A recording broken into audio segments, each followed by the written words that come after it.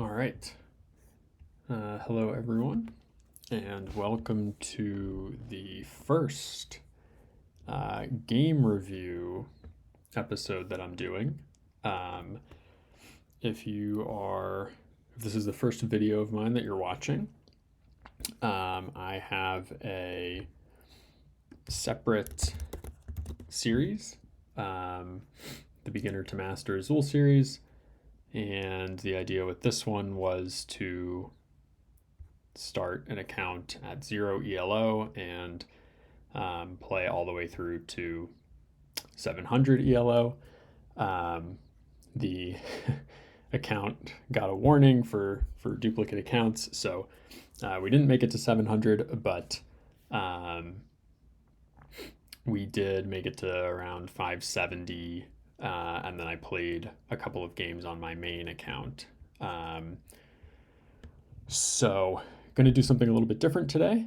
Going to do some game reviews of some viewer games or a game from a friend of mine. So this will be a first for me. I haven't done one of these before, so we'll see how it goes. My thought is that I'll be able to cover some strategy ideas and some plays in a little more depth than when we're doing the live games. So I think I'll probably only be able to get to maybe 2 games per episode, because I do expect them to take longer. But hopefully we get to cover topics a little more deeply. And maybe when you're in a live game, you wouldn't have the same amount of time to think about a play, but ultimately, reviewing games and looking at what play you could have made will help build your intuition so that when you are in a live game, you can more quickly identify these plays and ideas. So let's jump into the first game. This is a game played by FG, who is a good friend of mine. FG is a currently expert level player, but has been to the master range. So a very good player. And thanks, FG, for pointing this game out and agreeing to let me use it for the video. So let's dive right in. And this is against a lower level player, 373. And interesting things can happen against lower level players. They might do things that you're not expecting or go for strategies that are out of the norm. So let's see how this one plays out. I have not looked at this game before. So I'll be doing this in real time along with you. And let's see what we get. So one thing I want to point out is I am going to do the tile counts. In this case, I know that FG does count tiles, but if the game I'm reviewing, maybe the next game, for example, where I don't know if the person counts tiles, I will maybe keep a separate count of what you can infer from the game. So you can always look at what has been played and get an estimate of tile counts, and the thing that you'll be missing is things that have been discarded. So I won't do that for this game, but in the case of the next game, I might do it that way instead of doing the true tile counts. Okay, so here we have the opponent starting off with 2 white, and I can talk about the opponent plays also. So if we think about what the opponent had available to them, I I think I personally may have opted for 2 yellow on row 3 because there's a plentiful amount of white and blue available. That's good for your rows 4 and 5. And you will have plenty of opportunity to complete row 3 yellow because there's 3 single yellows available. And just generally, like when there's a lot of yellow in a draw, I generally try to get it into these top 3 rows. I don't think 2 white is a bad play, and I'll talk about why with when we discuss FG's play. But basically, FG's in a tough situation here because taking the 2 white from this factory puts 2 black in the middle. So our opponent will get 2 black on row 5 and the first player tile, which is really strong. So,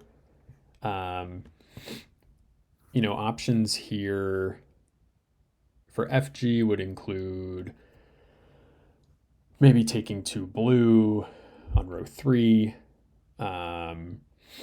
or taking 2 yellow on row 3 or row 2. And then other options could be taking 1 black on row 1. And I think this is actually a pretty tough play, but basically what I'm thinking is like trying to defend this 2 white isn't gonna work out super well. So I think just like conceding this to our opponent is probably the right play.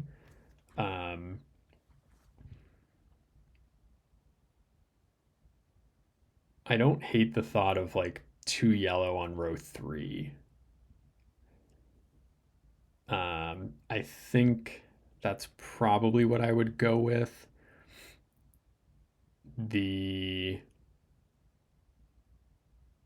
2 blue on row 4 is interesting also. Knowing that you might be able to get some of these yellows for row 3. So 2 blue on row 4, another good opportunity. And then,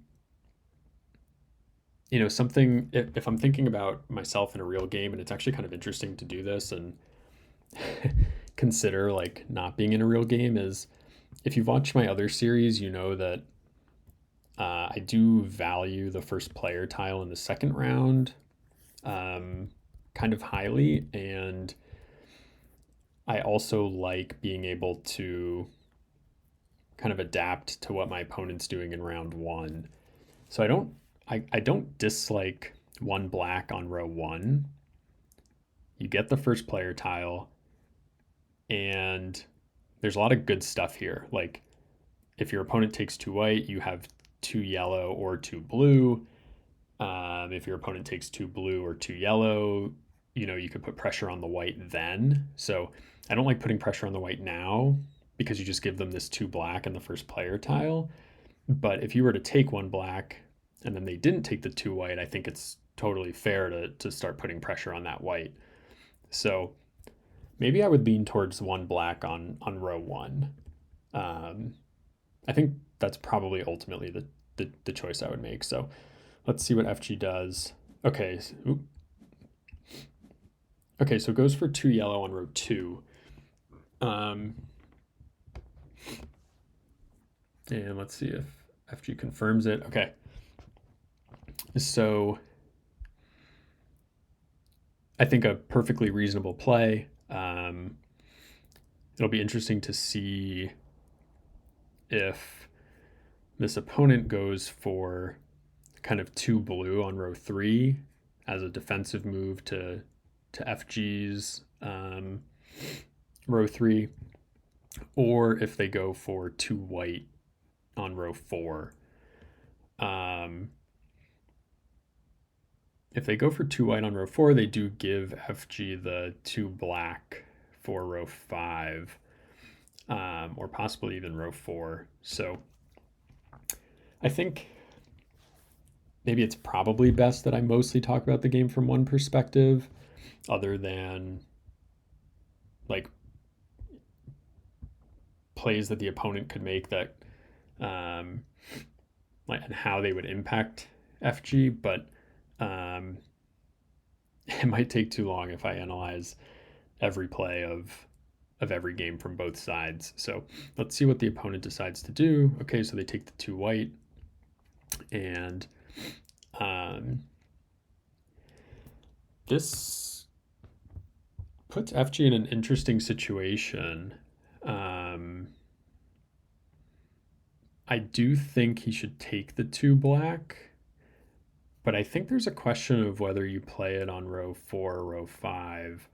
And again, if you've watched my other series, you know that I do like to build column 2. Um, one reason it could potentially be good to play on row 4 instead of row 5 is that there's these 3 reds that our opponent doesn't really want necessarily. Um, so you could start building column 2 with these 2 blacks, and you're kind of maybe ceding row 3 blue to your opponent by doing so. So that's the downside. But I don't like the idea necessarily of like taking these 2 blues, and then they get to take the 2 black with the first player tile. So let's see what FG does. Takes the 2 black, row 4. Okay. I should let it be known that FG and I have talked about building column 2 quite frequently, so this play doesn't necessarily surprise me. And here, if I'm the opponent, I think 2 blue on row 3 is relatively obvious. Yep. So now the question for FG is, how do you maximize from here? And some of you might be kind of interested in just taking 2 red on row 5, but I think the better option is to take from this factory and create 3 red. And whether you like take this blue, for example. So if you take the blue, they're left with 1 blue. They need to take it for row 3, and then you get the 3 red on row 5. So this is basically like a forcing play. And I think the best play is actually to try to group these blues. So it might even be like 1 white on row 3, or you could play one white on row 1 and group the 3 yellows together, so that they have to take 2 blue to finish this. You take the 3 red, then they have to take 2 blue to, or I'm sorry, 2 yellow to finish their row 2. And let's see, would they have another play left? They might not even have another play left. So if you take 1 white here and put it on row 1, for example, they're pretty much guaranteed to take 2 blue. So then there's only 3 colors left, and they only get 1 more play. So I wish I could simulate this, unfortunately, but try to follow along. But basically, if you were to take 1 white here, they almost can't play. They actually can't take the 2 blue for row 3 and still complete rows 1 and 2. They would only be able to complete 1 other because they only have 2 plays left, right? So if you take 1 white, there's 4 colors in the middle. That means it's their turn, your turn, their turn, your turn. So you each have 2 plays left. So you would get a white for row 1, the 3 red for row 5, and then maybe another white for row 3. And they would get either 2 blue on row 3 and then 1 of row 1 or 2, or row 2 blue and then something on row 1, and we would leave their row 3 incomplete. So let's see what FG does. So 1 white, nope. Thought about it.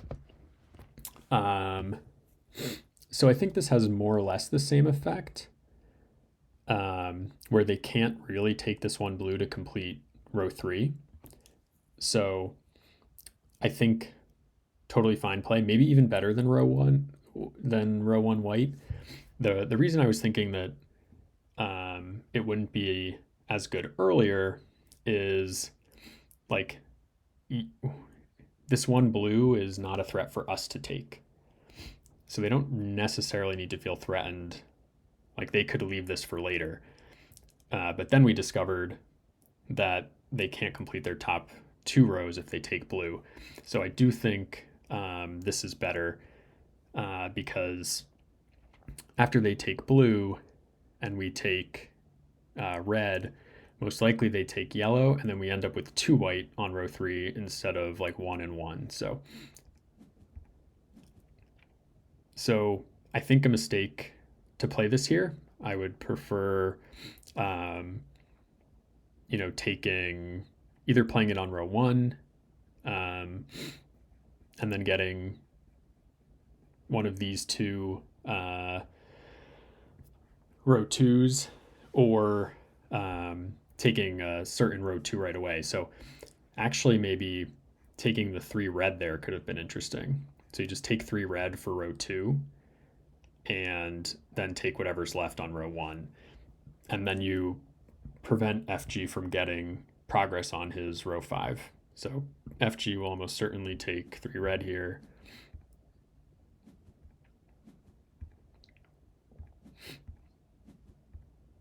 Okay, so that's round 1.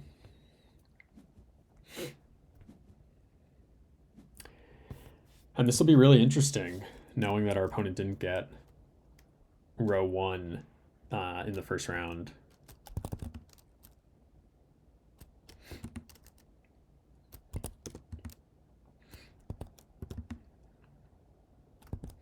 Okay, so you can see some not great luck for FG here. Only 1 red tile. And the blacks are laid out such that we have to overfill row 4. And then there's an abundance of yellows, which we can't play. So when you think about the priorities for this round,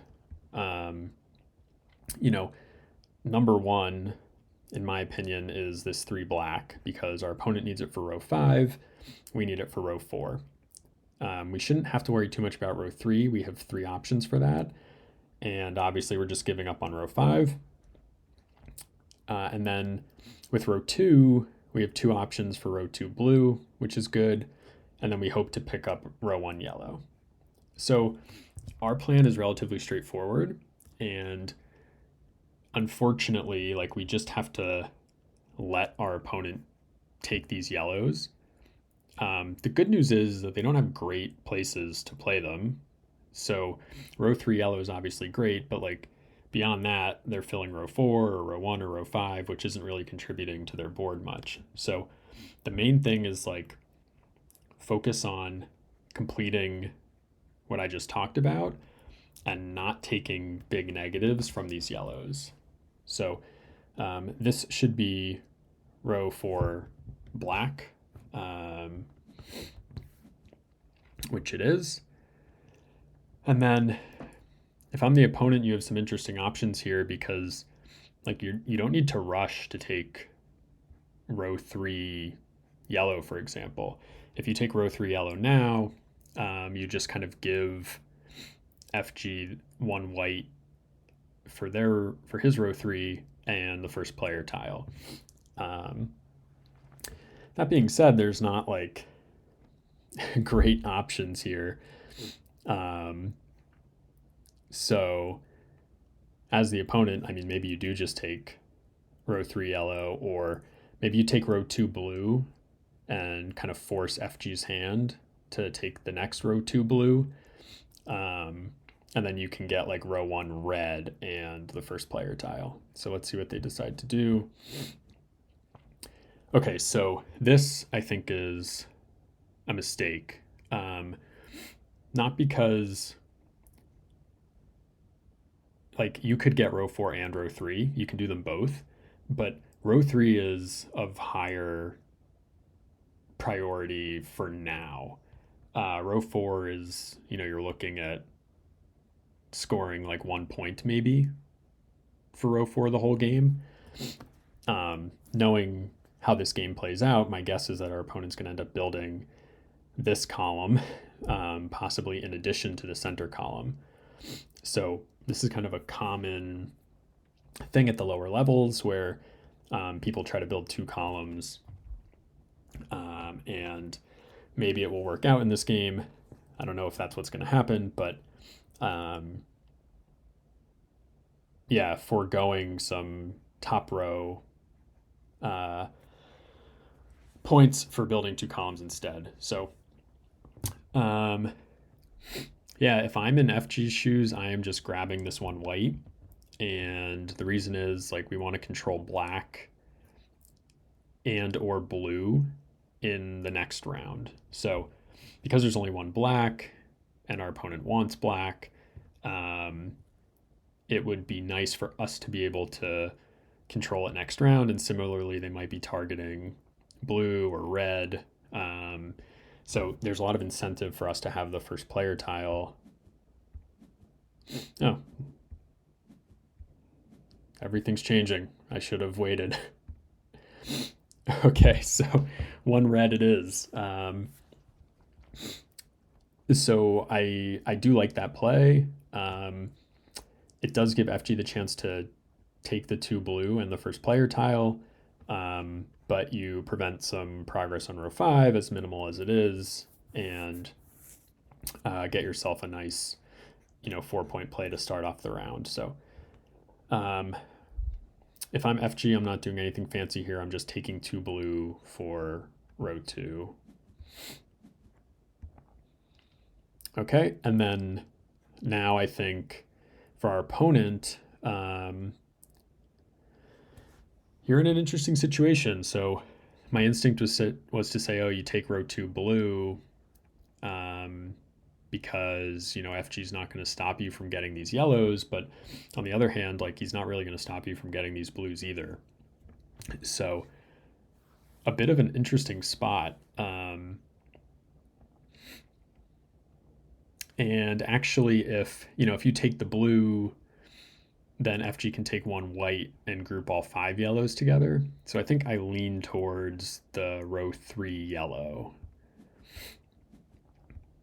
Okay, so everyone's playing according to plan. So here's a situation where like you could take a yellow or a white. How do you decide? One thing you can think about is your flexibility in each color. And if you take a yellow here, then you're guaranteed to have a single white available. Versus if you take a white here and then the opponent takes two blue, you have a group of two yellow and a group of two yellow. Sorry, I'm assuming we're going for row one yellow. I should have stated that. So if you take the yellow now, you're guaranteed to be able to play the white with no overflow. But if you take the white, you may have to pay an extra tile to finish row one yellow. That being said, the other thing to consider is the end of the round. And we don't want to end up like eating four yellow or eating three blue. So what I would actually advocate for here, I think, is to make sure that we end up with four colors in the middle. So I would take from one of these factories to put four colors in the middle. And what that does is makes it so our opponent can't force any tiles, can't force us to be the last pick of the round. So when there's four colors in the middle and only one factory left, and the fifth color is not on that factory, you can't be forced to be the last player to take a tile, to take tiles. So I would potentially, I mean, it's tough because of what I just said earlier, but yeah, I think maybe I'd waffle back and say just one yellow, row one, keep it simple, and hope that you can kind of manipulate after that. Um, okay, so FG does kind of what I was saying with um, putting four colors in the middle. And actually, like, this is fine because row one yellow is not a necessity for us. Um, we can play a white on row one or a black on row one. We break adjacency, but it's not like the end of the world. Um,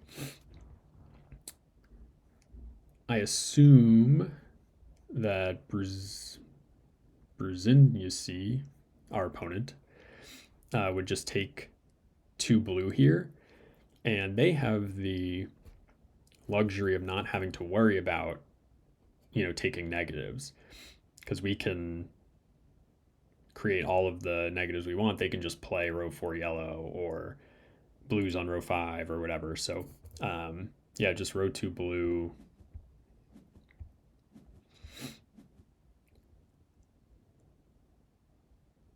Now that is a fascinating play.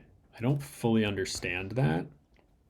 My guess is they want to group the four yellows together so that they can take them, but those four yellows are not worth a lot relative to the row two blue. Um, so a bit of an odd play there. If I'm in FG shoes, I'm taking these two blue and throwing them out with the assumption that Brzezinski will. I'm just not going to try that one. The opponent will take two white for row two, and then we get row one black. Seems like the most straightforward path.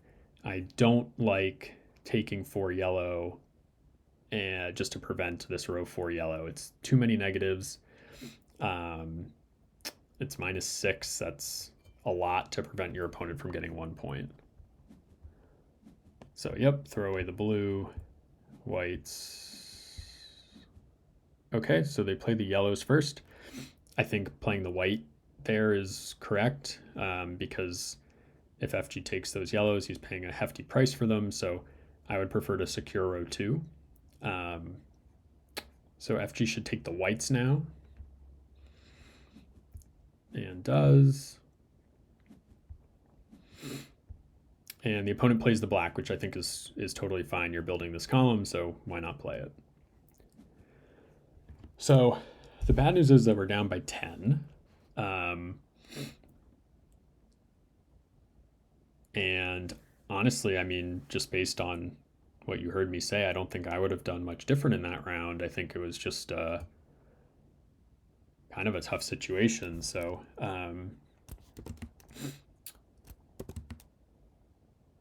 we'll have to think about basically how to win this game. So when you are down a healthy amount, like 10 or something, you do need to start kind of thinking a little bit differently about your win condition, because your win condition can't just be to like build with them, match them tile for tile, right? Because you're already down by 10. So you need to find ways to basically induce negatives or create an additional threat like a second column or a full color. So with that in mind, things we could do potentially are go for full color red. We can play heavy defense on blacks or try to get our opponent in situations where they don't where they have a number of incomplete rows. So it might be extra valuable to leave our opponent with incomplete rows, even if it's like a suboptimal defensive play for us, just because we might need the opportunity in the next round to give them a bunch of negatives. So in this situation, let's look at what we have. So obviously we want 2 red for row 5. We probably also want 2 red for row 2 just to prevent some of our opponent's progress on reds and to increase the likelihood of that full color threat. Additionally, like row 2 white, it can probably happen, but it's a little less likely. And then our opponent basically can't play these yellows. So we have probably like row 3 yellow, maybe even row 4 yellow guaranteed if we want it. We could also try to dump these yellows as negatives. So because they can only play on row 1, we're looking at 3 points of negatives potentially. So that might be more worth the row 3 or the row 4 yellow. It's almost certainly worth more than the row 4 yellow, could be worth more than the row 3 yellow. And then the other thing that's unlikely but could happen is row 3 blue. But if I'm FG here, I'm just starting with probably taking these 2 reds for row 5 with the idea that getting yellows into the middle, given what we just talked about of dumping negatives, could be a good thing. So, and additionally, like taking from here gives our opponent the opportunity to take 1 black for their row 5 with the first player tile. I think they'd probably just take the first player tile with the yellow anyway if we choose here. But yeah, so I'm going row 5 red. Okay, so FG picks the other one, which I think is perfectly fine. I don't think it makes a huge difference. Now, if I'm the opponent, I think probably actually taking the other red is good. That being said, so there are still 11 red. So you're not really in a rush to get these reds versus, for example, there's only 6 blue left. So maybe like making sure to lock down row 2 blue is better.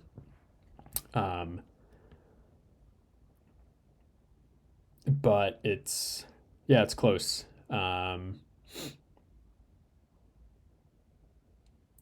The other alternative is just take 1 black. So you have options on row 2 blue. You don't need to rush into it. You're guaranteed to be able to get it. So let's see what they do.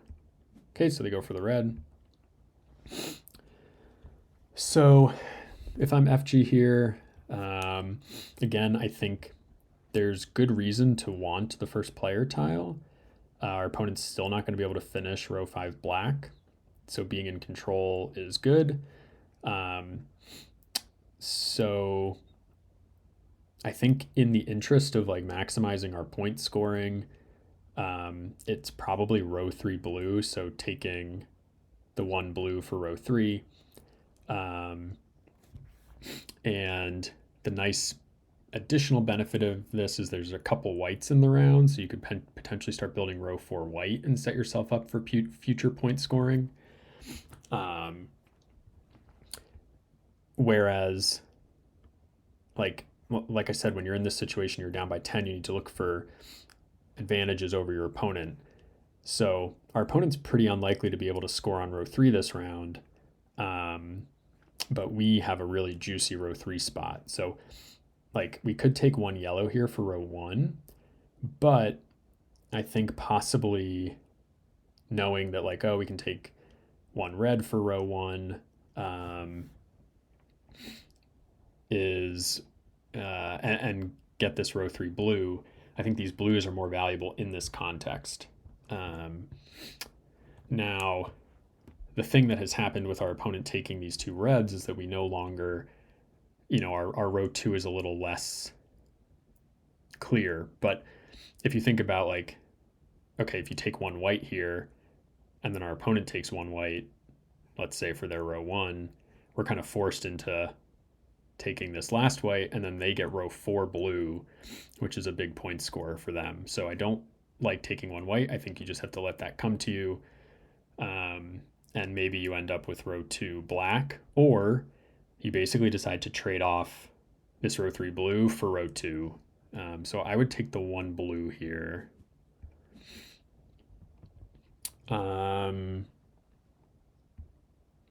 Okay, so an interesting choice. And maybe the idea here was to group the whites together. I'm not sure. Like I said, I liked the idea of having the first player tile heading into the next round.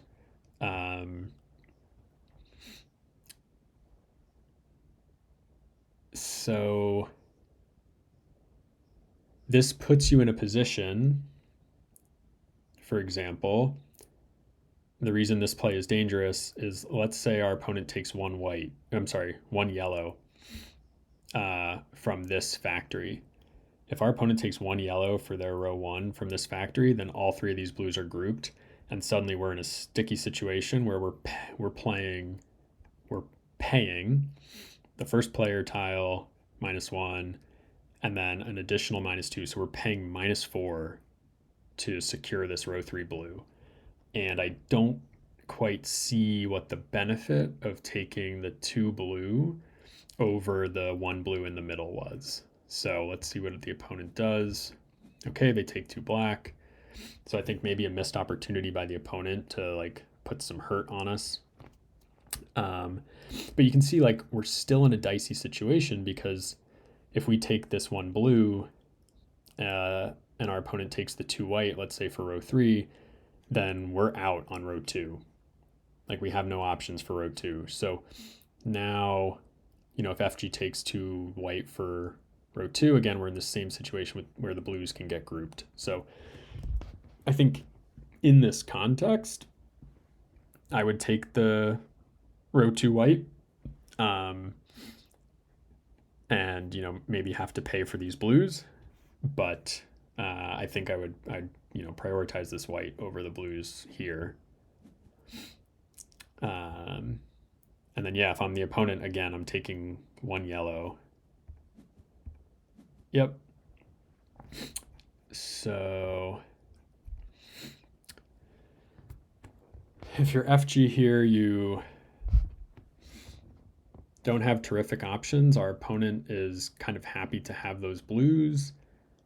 Granted, there's only 6 blues left, so they would need 1, 2, 3, 4 of those 6. So yeah, I mean, I think you just have to take these blues, unfortunately.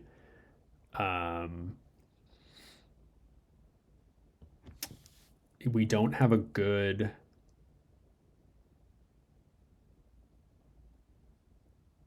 because of the way the colors are here, we can't force much on our opponent. The one option would be, so taking 1 yellow here would force these 2 yellows onto our opponent.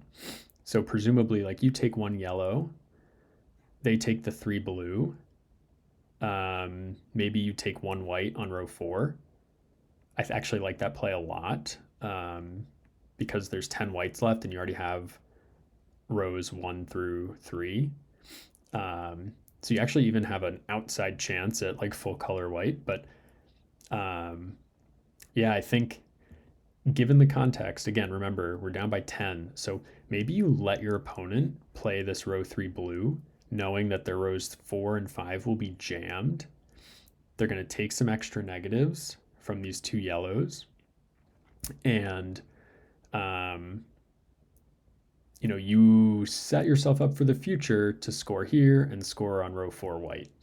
And there's also 11 black still. So you could potentially complete, 2 columns. So you'll have threats on maybe full color red. You'll have threats on this middle column. I don't think the threats on full color white are realistic, given that our opponent will take some. But yeah, so I think ultimately I would not take the blues. I would take one yellow, row one, let your opponent get stuck with the blues, and hope to dump a bunch of negatives on them next round since you're down by 10.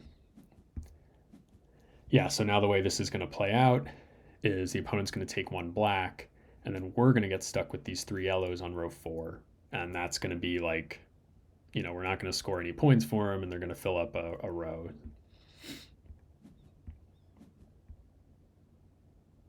Yep, so I guess you could. Honestly, maybe the play here is you take one white for row four and just hope you can score that next round, and then you live with the fact that you're going to get these yellows anyway, and you play them on row one. So I'd probably take the white here. Yeah, so I don't like that play because you're giving up the like adjacency points of the yellows that you're going to have to take anyway. And I think they're actually better spent on row one than on row four. Like here, they're just going to score you 1 point in the future and clog up your row four. So I would have just taken the white on row four instead of having to do this.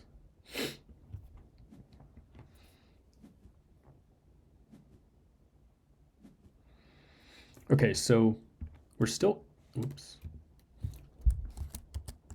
we're still in the game. We're only down by one.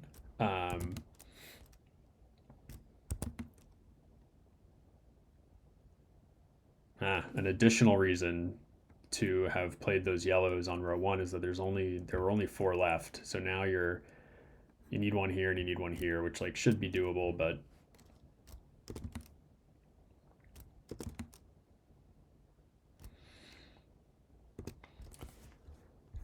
okay. So let's just see what the opponent does before we pick our play. I think it's fairly likely our opponent will take two white. If I'm them, I'm taking the two white that does not put a black in the middle since they want one black. Okay, so good play from them. Now, our opponent's not going to take these yellows most likely because they have nowhere to play them, so no need to rush on those. Neither of this blue or red is good for us in terms of like securing the first player tile for the next round. Red's not bad. You just play it on row two and then pick the other one up later. So that's probably the play. But again, let's think about like how do we win this game? And I think in this round we're just looking at building. And how do we gain an advantage? It's pretty tough, right? So our opponent built this three white, so their row two blue is going to be really strong. And they'll get, something up here for row one.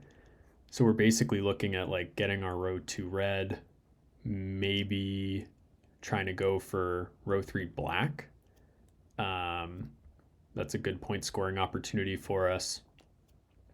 And hopefully, I think you try to fill out this row four yellow with and get one black on the top row. But row one yellow is also fine. Like I would rather have row one yellow and row three black than row four yellow and not be able to play row three black because I had to spend the black on row one. So that being said, I think for this first play, like having control of the first player tile in the fifth round is really strong. So I'm probably taking one red for row two. Okay, so again, I didn't see the rush to make this play. I don't think it was that high priority. Okay. And now you've given the opponent the opportunity to, for example, take a black from one of these factories and group three reds together so that you're like looking at paying -3 the first player tile and the overflow to fill this. So then you're already -4 for the round. Of course, the opponent can also just take 1 black for row 5 and secure first player for the next round. So that's what I suspect will happen. And then our play should just be this row 2 red.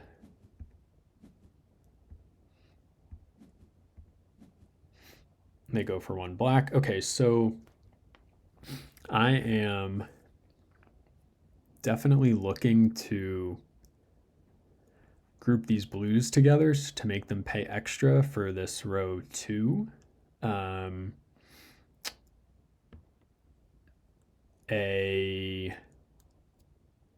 I don't think it's worth trying to defend this. So the reason to defend this is that there's only 3 blue left. So if you can take these 2 blues, then they need all 3 in the next round. But they have a good alternative in row 2 black, so it's not like the end of the world for them this round if they don't get this. So I'd be looking maybe at 2 black on row 3 here. The downside is that if you take 2 black and then they ignore the blues and take something from this factory, you could end up eating 3 red or so. But I don't see great alternatives here. Knowing the tile counts, building this column is very unlikely. So, like if you take 2 blue here, and even if you get the 3rd blue, there's still only 3 blue left. You would need 2 of them, and our opponent wants row 2 and row 1 blue. So I think trying to build this column is like fool's gold.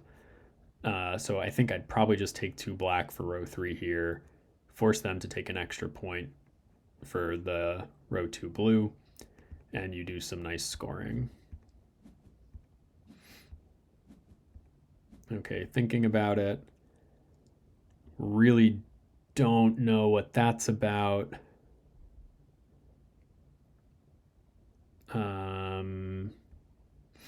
Yeah, I'm at a loss. I don't understand the purpose of this play. You're not preventing, I mean, you're preventing your opponent from row 2 white, but they're going to grab blue anyway. So maybe there's a future play here at negatives. But I'm not seeing it. And now when you take black, there's 4 colors in the middle, and you're going to get stuck with these 3 reds. Okay, so you're ensuring that you get 1 row 3, but you're giving your opponent the opportunity to pick up this row 4 black and score a bunch of points next round. So that white play, yeah, just really unsure of that one. And this row 3 red is clearly inferior to the row 3 black, so.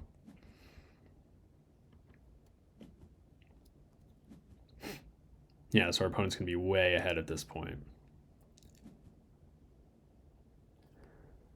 Yeah, and kind of a fortunate draw for them.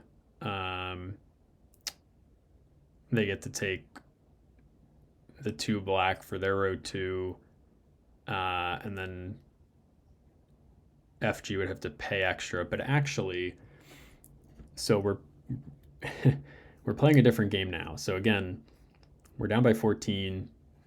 Let's look at our possible win conditions. And if you look closely, your opponent can't end the round or can't end the game. So now we're playing for round 6. And what are we hoping for in round 6? We're hoping for maybe full color red. So we definitely want to complete this row 4 yellow. But this will impact how we play this round.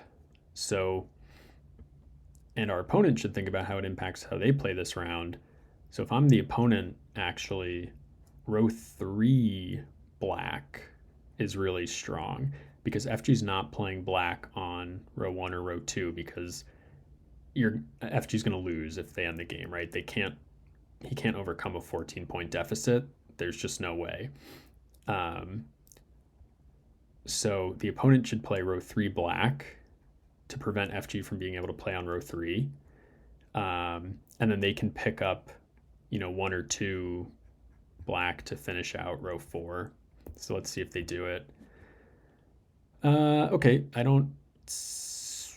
I guess playing on row 2 is good because you're likely to get row 3 red.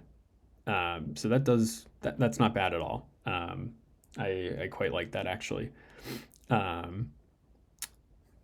So that looks good.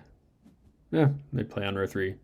Again, I think it's fine. And if you're FG here, I mean, your options are just really unfortunate, to be honest. Like, nothing you do here is good. I think probably just...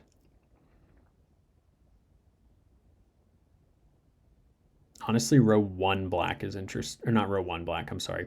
But taking 1 black on row 3 is a little interesting because you force your opponent to pay extra for this to finish their row 4, which, like, it's not a lot, but like when you're down by 14, you got to go for anything. So you just take 1 black and you hope that you can get 2 in the next round. Oh, this doesn't make sense. You can't win. You absolutely can't win. So why can't you win? We can look at this. So you're down by 14, and you have no opportunities to dump negatives on your opponent because they can play row 5 red. So the 6 reds are not a threat to them. They can just play them on row 5. And in fact, they're going to get a second column if they do. So you just have no threats to your opponent, and you can't outscore them by 14. You would need to basically complete like 2 or 3 more. You'd have to place 2 or 3 more tiles. Like if you could place black, black, yellow, and they could only place black, then maybe you could outscore them by 14. But you're just there's no way you're getting there with this. And of course, I should not talk. Okay, well, either way, it doesn't matter which one you do. You're not getting there. So yeah, opponent does this, and I mean, honestly, we don't need to like look at the rest of this. Yeah, it's completely lost.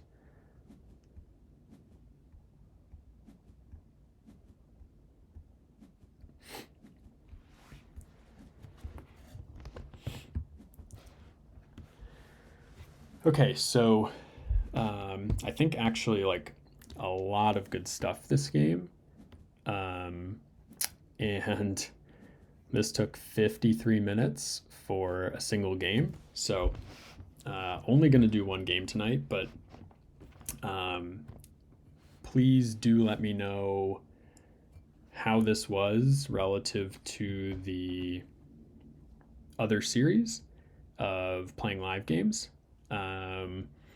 And, if I spent too much time on this game or if spending the extra time was helpful. And then also, I do want to do more of these.